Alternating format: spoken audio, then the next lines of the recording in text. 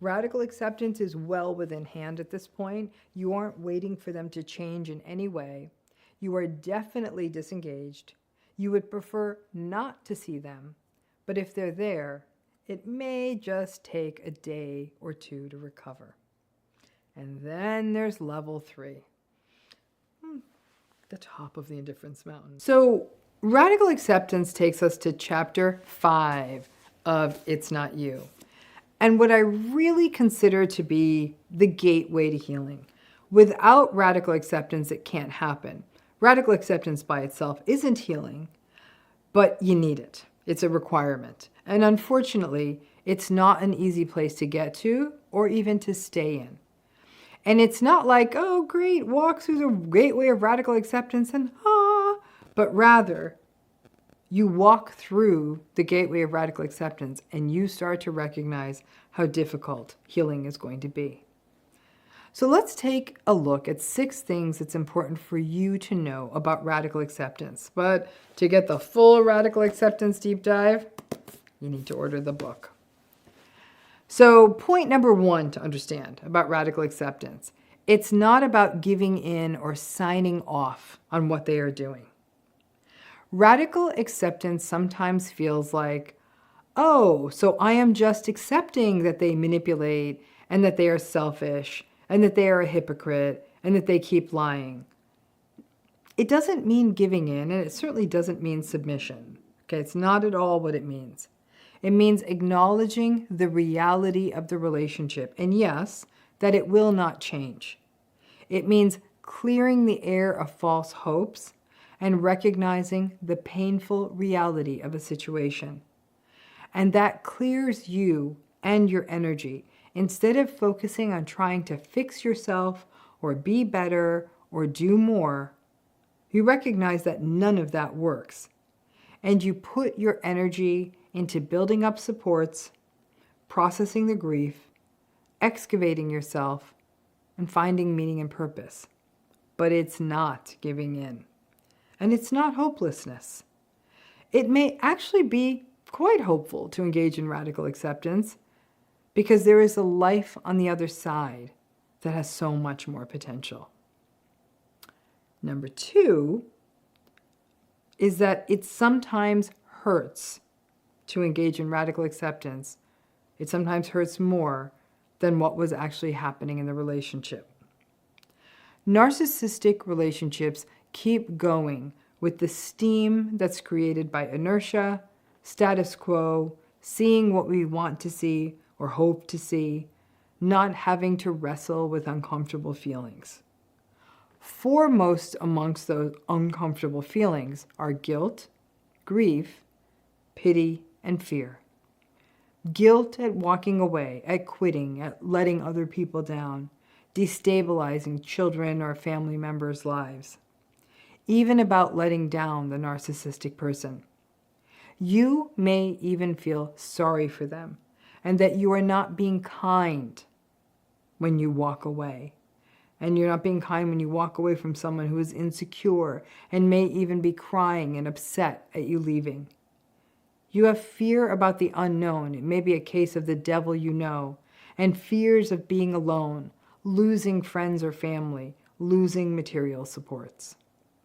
But the biggest issue of all when it comes to radical acceptance is the grief. Radical acceptance means accepting the loss. And these could be many losses: the loss of a relationship, the loss of hope, the loss of other people, the loss of a future, the loss of belief in a someday better, a loss of purpose because your purpose was for a long time just fixing and managing this relationship. Well, that's gone too. This mix of feelings, the sense that you can't go back and have another chance at a childhood, or won't have a close-knit family, or a parent who was attuned to you, that can feel catastrophic. So it can feel easier to go back into the illusion of the narcissistic relationship and to keep compartmentalizing the hurt. But that's not what healing is. People want radical acceptance to mean, oh great, I accept and I feel better. It hurts first, and then you grieve, and then it hurts some more. And then you start to become your own person separate from them. And the world keeps spinning and you get stronger. It's not quick and easy and tidily wrapped up. It is a long and painful process. Number 3 thing you should know about radical acceptance is that it doesn't make their behavior hurt less. One mistake that people make is, okay, now that I have radically accepted, their behavior won't bother me anymore. Listen, folks, when someone says something hurtful, we hurt. When someone does something cruel, it stings. We don't lose our ability to feel just because you've gone through a narcissistic relationship, and frankly, you better hope you don't. It's not good for you. You still have empathy. You still have feelings. Radical acceptance means you may be less surprised by their bad behavior. Remember that you can work around it, that you can remind yourself that they will always behave in the same way when they are stressed and upset, and over time, that you will not blame yourself. But when they behave hurtfully, you will be disgusted, angry, hurt, or upset, and that's okay. Because that means your detector mechanisms are working. Radical acceptance doesn't mean becoming numb to bad behavior. It means not being as surprised when it happens. Number 4 thing you should know about radical acceptance is that it is about accepting that their behavior won't change. It's important that you don't get stuck in the idea that it being about only that they won't change. Sometimes the idea that someone won't change is a very bitter pill to swallow, especially when it is someone you care about, a parent, a partner, an adult child, a sibling, as though you have completely given up on them and almost sentenced them to a life of eternal stuckness, even though this is only happening in your mind. The important thing to remember about radical acceptance is that it is the recognition that you have that their behavior will not change, that they do what they do to cover up their insecurity or manage their fragility or get supply, and that, frankly, is their only focus, that they don't really have that much empathy, and that they need these protective defenses, and that leads to the behavior that hurts you. Them merely being narcissistic is not what's hurting you. It's the behavior that people with this personality style show to the world. And remembering that this is about their behavior not changing, it may create some distance and make radical acceptance feel less damning.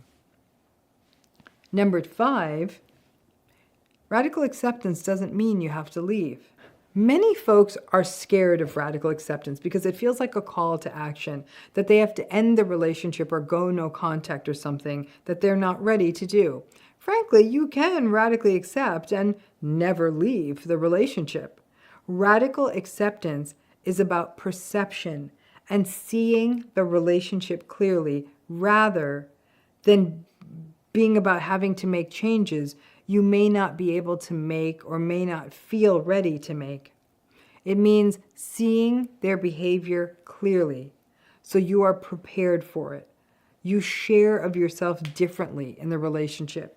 You figure out the workarounds, and sometimes when you strip the relationship to its honest and bare essence, it may become a wake-up call to leave, or it may plant seeds you will act on years down the road, or it may mean you will forever recognize the limitations of this relationship and cultivate others that are healthy and do uplift you. But radical acceptance is a shift in awareness. What you do with that awareness is entirely up to you. Number 6, radical acceptance may be a multi-step process. This isn't as simple as, I get it, I see the patterns, their behavior is narcissistic, I radically accept, now it's all good. This is many, many steps that in some cases can take many years. It's the sensing something isn't right. It's the willingness to say something isn't right, even if it's to yourself. It's the acknowledgement of the patterns and that they are unhealthy. It's recognizing that they haven't changed and won't change. The radical acceptance of that. It's the radical acceptance. It still hurts. It's the grief and guilt and shame and pain after you accept. It's the not fully believing it yet and not totally radically accepting and going back in and seeing if you were wrong. It's the having good days with them and believing you were wrong, and then the whole cycle starting again. And then it's about starting from square one with radical acceptance again. When these are big, important relationships, family, spouses, dear friends, business partners or bosses, siblings, we don't want to just quit. There's too much investment, too much history, too much love. So the process of radical acceptance is like slowly making a sculpture and adding more clay to it and taking it off and putting it back on. It's getting pulled back in and then seeing it even more clearly. Sometimes we go back and forth for a while until the radical acceptance becomes concrete. I watch clients go back and forth for a long time, and then I see them get it and something changes. But this process doesn't happen overnight. Radical acceptance is where this healing process starts in earnest. And there's an entire chapter about it in the book. Get the book now if you want to understand this, because if you get this, you got this. Radical acceptance is where the cycles of self-blame finally start to lift. The place where you begin to deeply recognize it's not you. Indifference is an interesting issue, right? Because I think some people are like, there's a deadness to it, but I think it's so important. And so I'm going to break it down because, like I said, clearly it's complicated. So indifference is so tricky. When you're in a narcissistic relationship, after a narcissistic relationship, it's dangerous to fake indifference too. Some people may say, ugh, I don't care what happens to them anymore. But if you still want a particular outcome to happen in that relationship, for example, you want their life to blow up because they broke up with you, or you want their new partner to leave them or cheat on them, or you want their business to go kaput, then you're not indifferent, right? Now, I've talked widely about indifference as this sort of destination in healing. But I think what I've said is probably too simple, because I see now very clearly there are levels of indifference.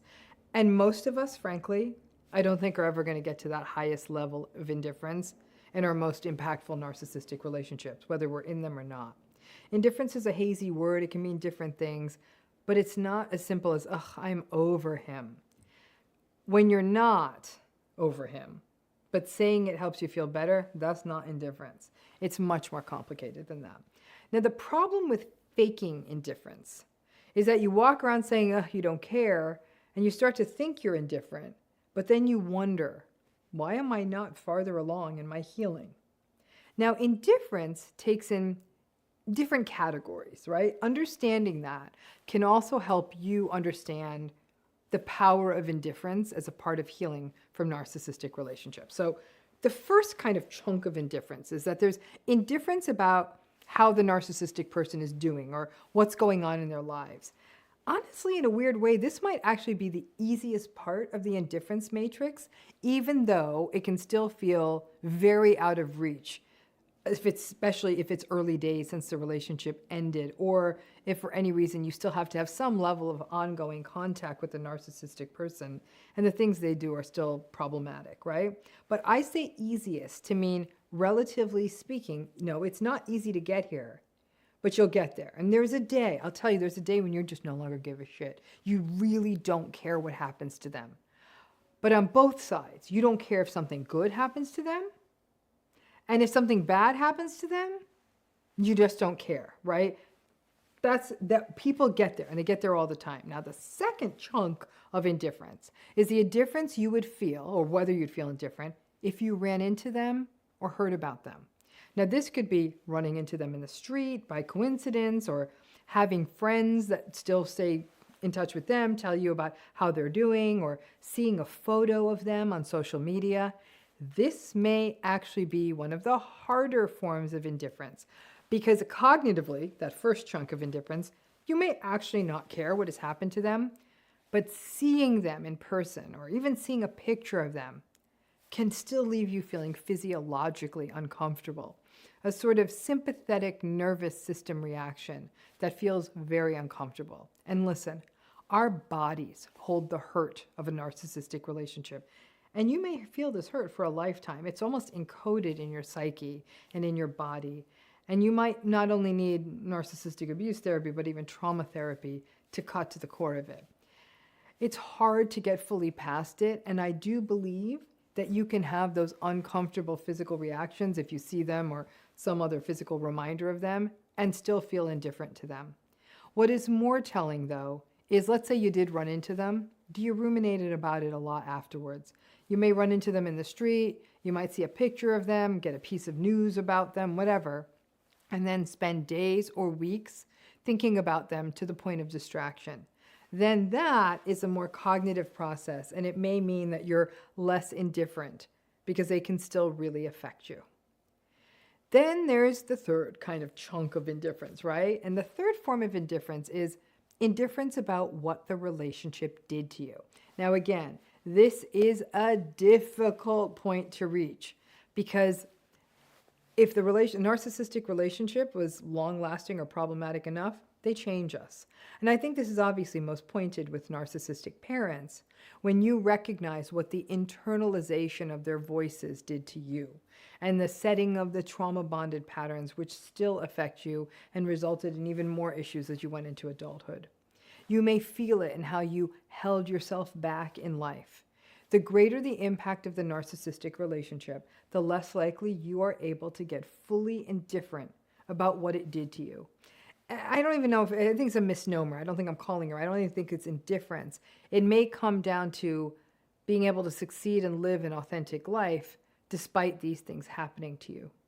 It may also be harder to get to a place of indifference about what the relationship did to you, if it relates, for example, to the breakup of a marriage, the effect on children, lifelong impact on finances, home, family.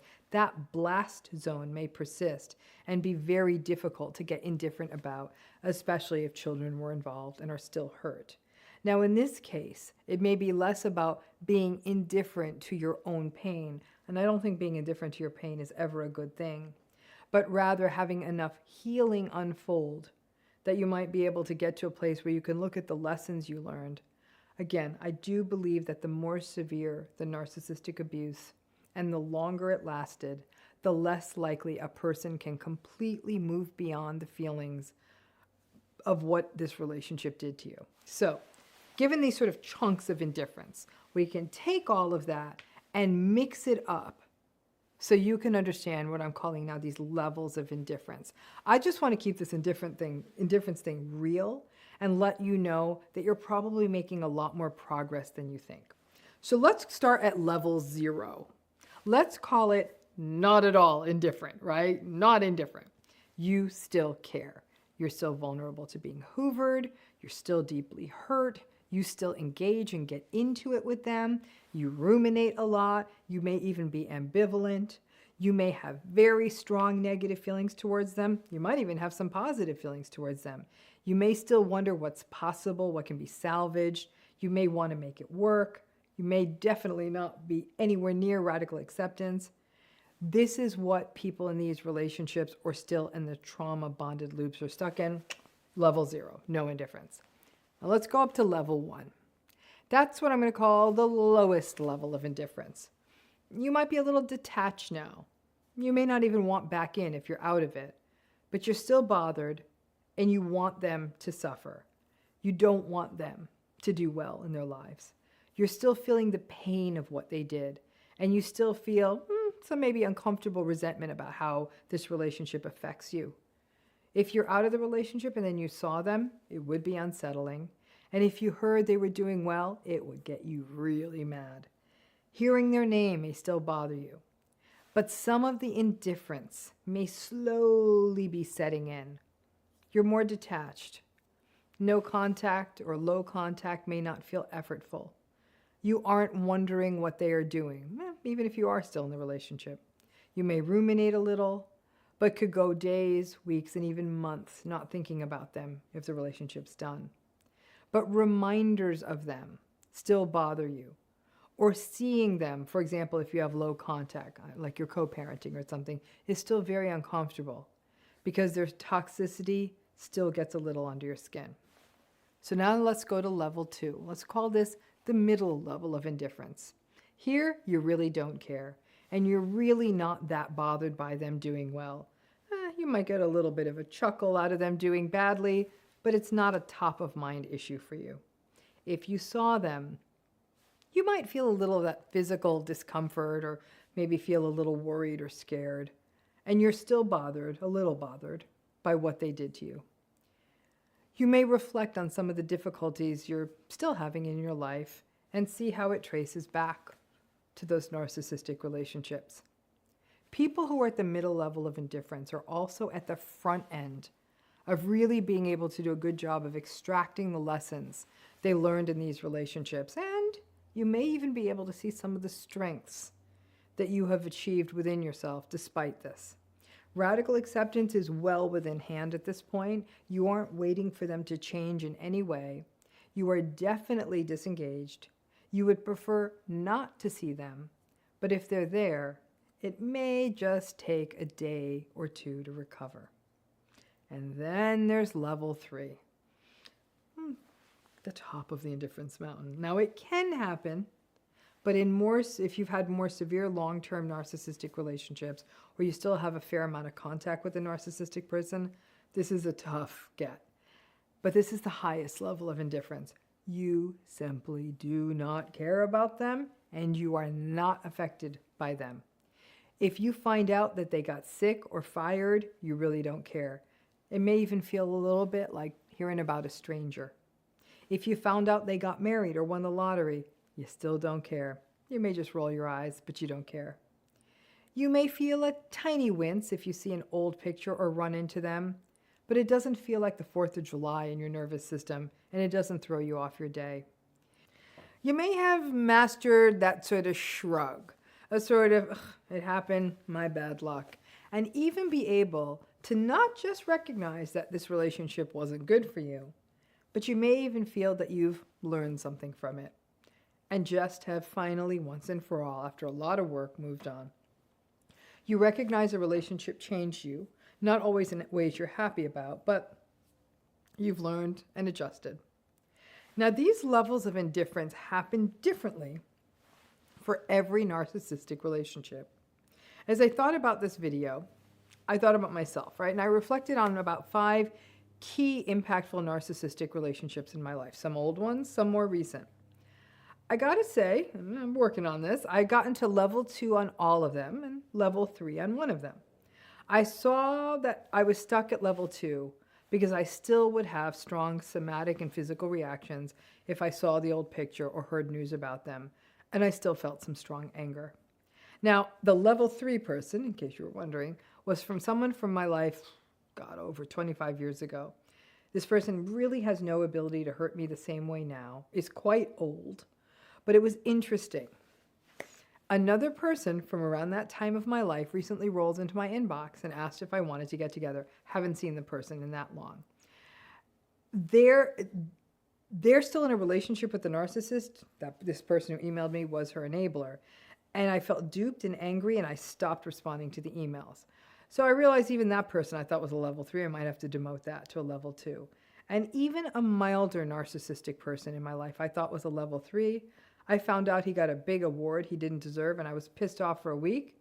So I level 2 to that person too. Level 3 may be a bit aspirational. I thought this other person from my past was a level 3, and then I was cleaning out old thumb drives, saw a picture, almost threw up, He went back to a level 2 as well. I honestly have to tell you, I didn't care. I didn't care what happened to any of these people. But my body was still affected because that relationship really hurt me. Gotta say though, at level 2, big healing can happen. And if you can crawl out of the narcissistic relationship and honor that it did change you, and hold grace and compassion that you still hold that pain physiologically. At level 1, healing is happening, but it may sometimes get compromised and little setbacks. But that disengagement is already well underway. You aren't taking the bait. You know they won't change. Level 1 is all about moves that are happening in the right direction towards the beginning of indifference. Personally, I don't know if level 3 indifference is fully possible in more significant narcissistic relationships, or in situations where you still need to have contact with the person and they are still behaving badly. I don't think you can get to level 3 if the schism or the breakup or even the radical acceptance was recent. Some folks may not get to level 3 unless many years have passed with no contact. So level 2 may be the indifference level that is the most realistic and accounts for the somatic wounds and the long-term sense of threat and the discomfort that these relationships leave us with.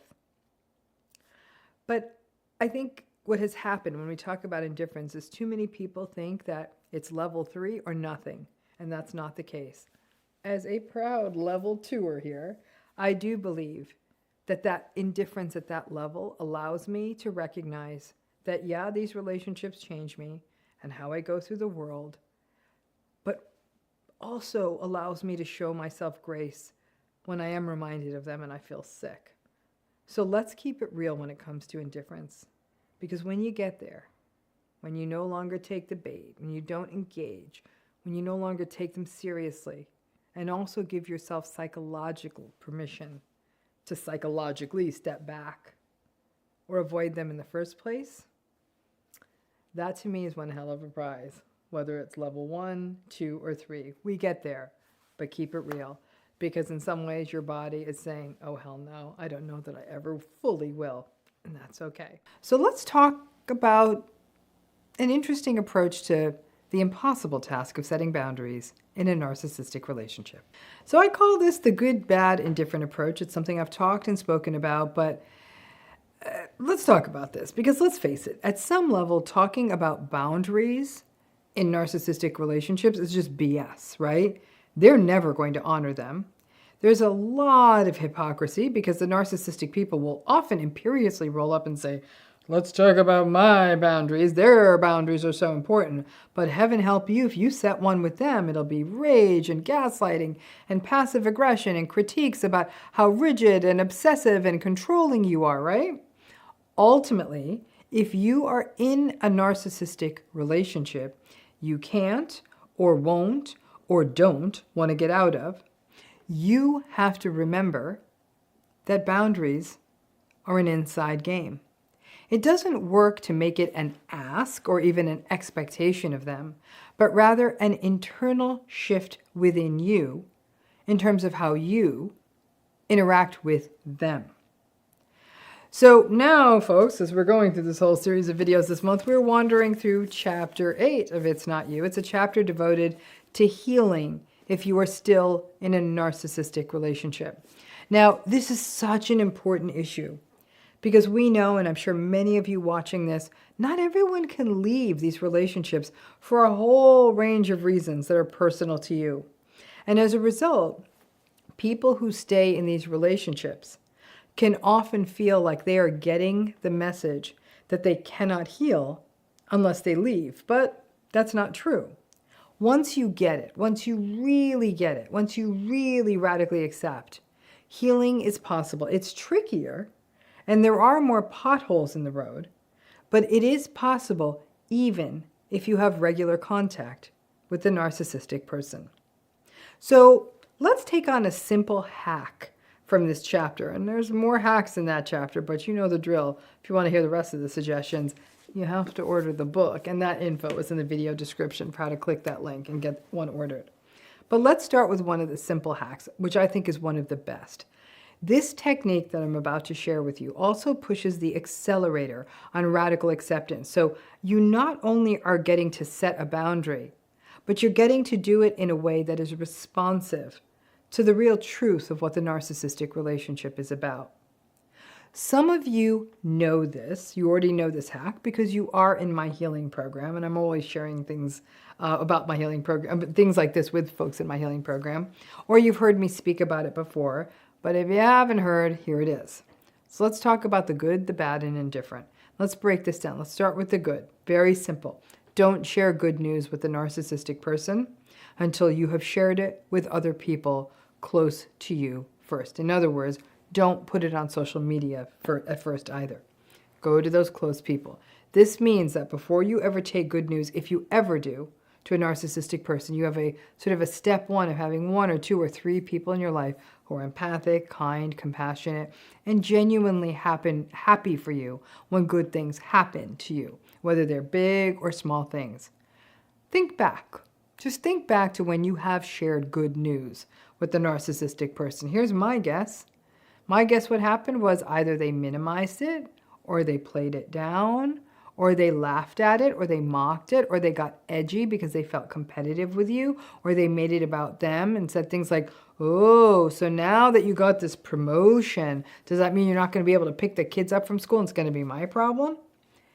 It was never that they were going to do that big, happy dance and joy and just celebrating you and your good news for a minute. Your good news was always viewed with contempt or dismissiveness or derision. So change it up. Stop sharing the good news with them. Start with the trusted, close people first. Take that minute, be in the happiness, feel supported, have that glow. Then you decide whether you are going to share it. Sometimes you have to. It may relate to your ongoing day-to-day with the narcissistic person, but sometimes you don't. And there can be a real sense of strength in knowing that you didn't take that beautiful thing that happened just so they could shit all over it.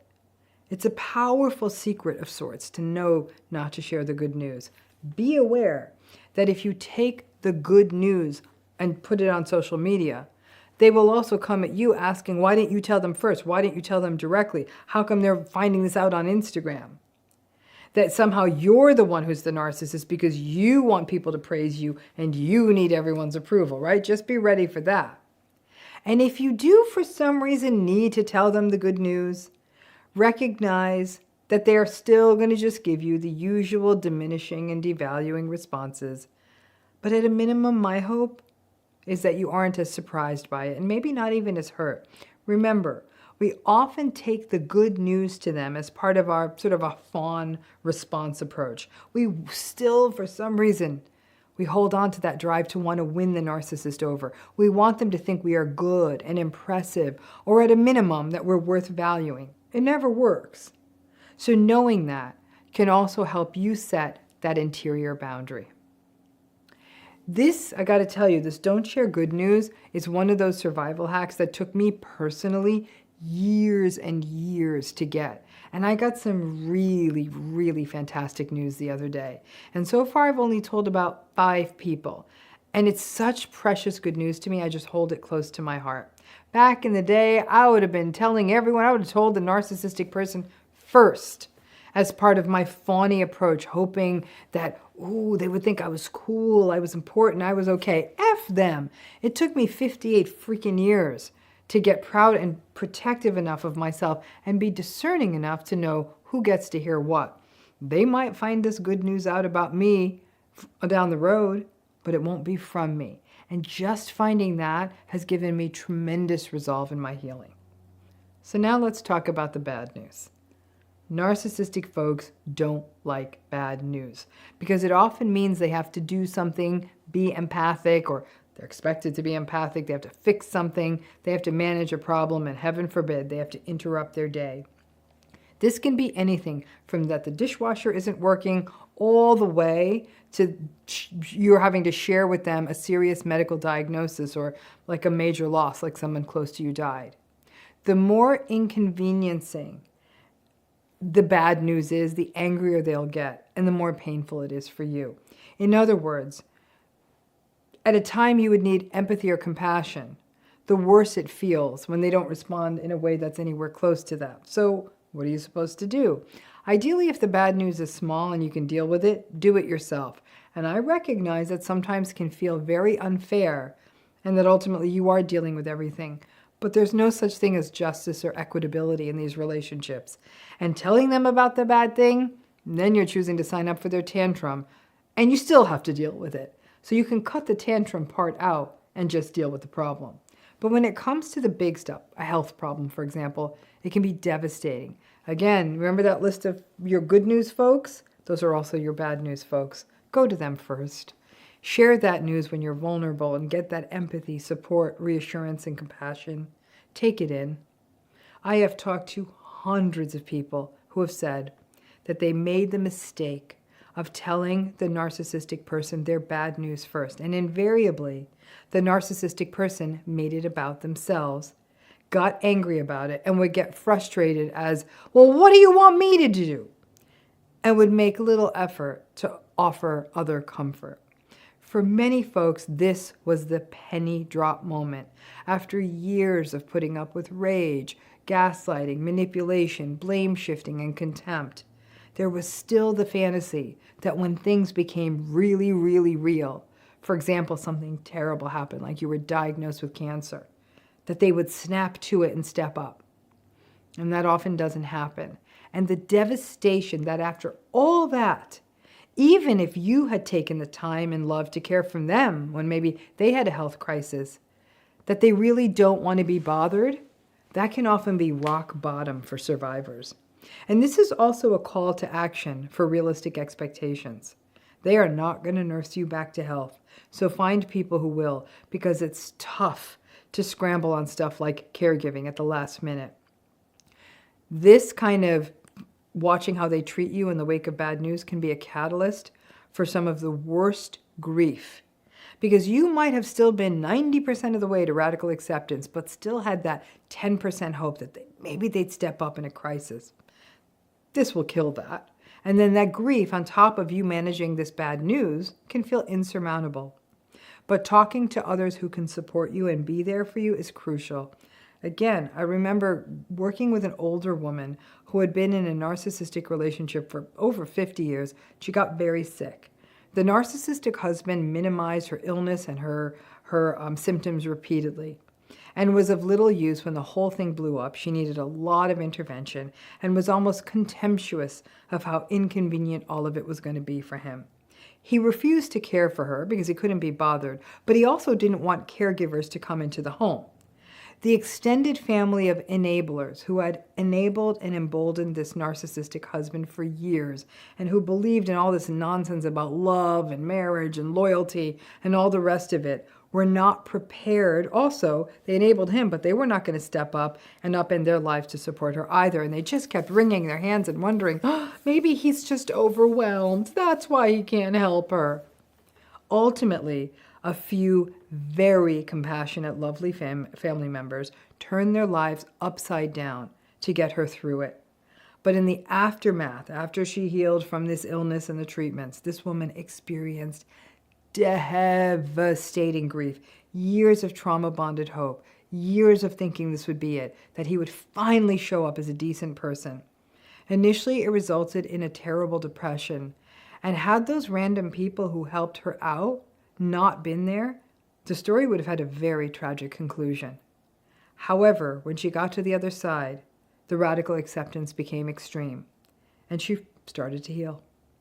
Whether it's getting the repair person in yourself for the dishwasher, or turning to other people to share your bad news, or finding caregivers to hire, this bad news boundary is essential if you're going to set internal boundaries. In some cases, you may end up having to tell the narcissistic person the bad news, but wait until you've had a little time to process it, share it with safe people, and only after you've started creating and working through your own solutions, then you can tell them. So you wonder, what the hell's left? What am I supposed to share with the narcissist? The indifferent, the sports news and weather of it all. And these days, even the news is out. If you are still in the relationship and you do need to kind of keep the conversation going with the narcissist from time to time, talk about the weather. Talk about the hours that the new pharmacy is open. Talk about the new tree the neighbors planted, that the local basketball team won, that the daffodil popped in the garden, that the dog loves his new toy. When I tell people this, they say, oh, come on. I can't share good moments. I can't share bad moments. I'm just supposed to talk about the weather. That's not a relationship. And I tell them it never really was. These relationships cannot be deep or meaningful or collaborative or growth-oriented or even safe. They are shallow, hollow, transactional, and unfulfilling. And it is painful as hell to recognize that. But the sports news weather of it all can sometimes give you enough filler conversation to work with. Toss in a few movies and you're fine. This exercise not only brings radical acceptance into 2020 focus, but it also becomes a way to set a boundary internally, one that allows for realistic expectations, disengagement, not having ridiculous, gaslighted, word salad, stupid conversations at a time when there's happiness that came into your life, good news, or at a time of need, or most profoundly at a time of pain. The idea of setting a boundary with them, the idea that they will respect your time or use language in a respectful way or do what you need. Asking you to do that, me asking you to do that, is the equivalent of me asking you to jump into a stormy ocean without a life preserver. You will get hurt, so don't do it. Ultimately, you may need to share some of these kinds of pieces of news. Sometimes you may not. It depends on the nature of the narcissistic relationship. But this approach forces you to pay attention to who your real supports are and see the narcissistic relationship for what it really is. And for more, not only on the hellscape of boundaries and narcissistic relationships and other tips for how to heal if you stay in the relationship, get the book, read chapter 8, and let me know if it helps. Thanks again.